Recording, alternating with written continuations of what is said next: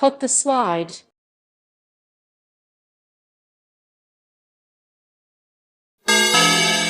What you waiting for? 8, 1, 2, 3, 4, all aboard. From playground, the Chip and Dale about from the playground. Red, orange, yellow, green, blue, purple, pink.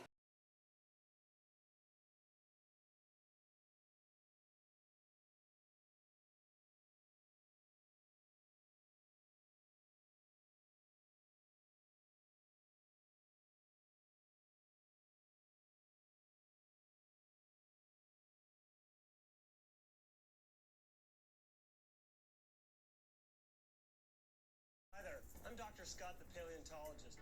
This is a map of the Earth, our planet. Earth has 7 continents: North America, South America, Europe, Africa, Asia, Australia, and Antarctica. Millions of years ago, all of these continents were joined in one gigantic supercontinent that we call Pangaea. When dinosaurs first appeared on Earth in the Triassic period, over 200 million years ago, they all lived on Pangaea.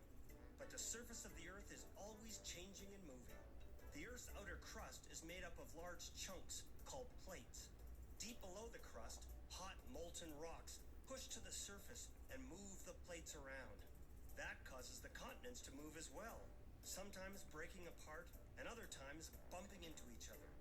It took millions of years, but eventually Pangaea broke up into smaller chunks of land, forming the continents we know today. As Pangaea broke apart, the groups of dinosaurs on board each of the continental rafts went their separate ways. So, although we find meat-eating theropod dinosaurs on every continent, they include many different kinds, like T-Rex in North America and Cryolophosaurus in Antarctica. Okay, remember, get outside, get into nature, and make your own discoveries. Hello, folks.